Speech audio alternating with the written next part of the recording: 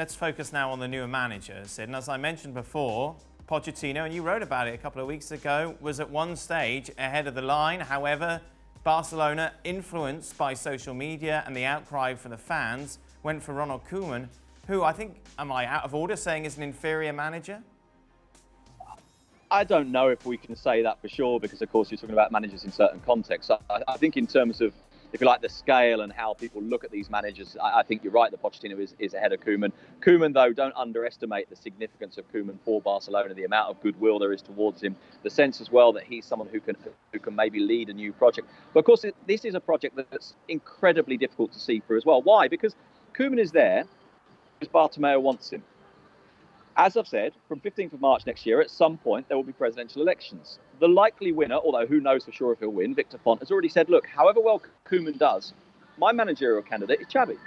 So Koeman goes, even if he's brilliant. And so this is very difficult. And I think we have to factor this in, by the way, when we talk about Pochettino.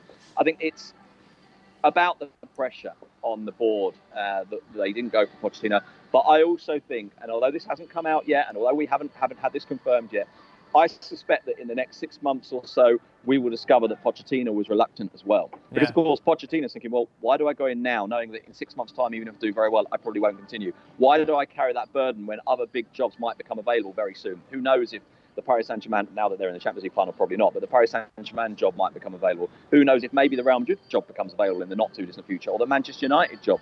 And so Pochettino must have looked at that and seen very significant doubts as well. And you're right. They've now got Ronald Koeman, who I think has got a huge amount of goodwill towards him. There is a sense that he has some of the qualities that Barcelona may well need, but the institutional situation could well take control of everything. You know, this will override everything else, and that is the problem. And it was laughable to hear Bartomeu come out on Monday. It was, I think, everything happens so fast these days, and he said, "We've got a sporting crisis, but we do not have an institutional crisis." No, I'm sorry, you have an institutional crisis above all else, and that's one of the key reasons why you also have a sporting crisis. What a mess, Sid. Like, you feel like this next season for Barcelona is already a write-off and hasn't even started yet. Yeah, and look, in footballing terms, it needn't be. And you know, there is a lesson here, or maybe a lesson, I don't know, but there's a parallel here. In 2015, after that falling out between Messi and Luis Enrique, Andoni Zubizarreta, sporting director, was sacked. Within days, Carlos Puyol, his assistant, walked out. There was a huge crisis. Bartomeu was under pressure. They were trying to push him to call elections. He said, okay, we'll call elections at the end of the season. And everyone thinks, well, that's it. At the end of the season, he goes. There's no way he survives. There's no way Luis Enrique survives. What happens? They go and win the treble, and everybody survives. And I just wonder if deep down Bartomeu is thinking, oh, you never know. And this is the thing about Bartomeu. For all the other flaws, he's a survivor. And he's partly a survivor by just kind of keeping his head down and kind of pressing on and just keeping on digging and hoping that he comes out the other side. This time, though, I just don't see it.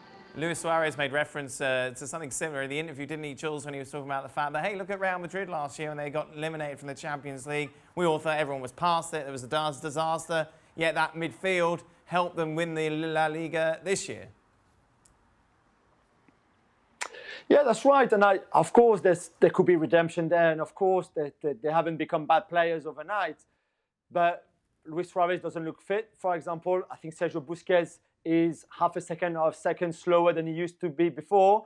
The way he sees the game, the way he passes the ball, I think you could make a case, I think, for a lot of those players now past their best, but even maybe past just below the best. And I think that's probably too late. And I don't see why what happened at Real Madrid should have an impact on what will happen in Barcelona or what's happening in Barcelona. It's good for Suarez to say, well, I can do like Modric did and have a much better season next year. Yeah, but you could also have a worse season next year.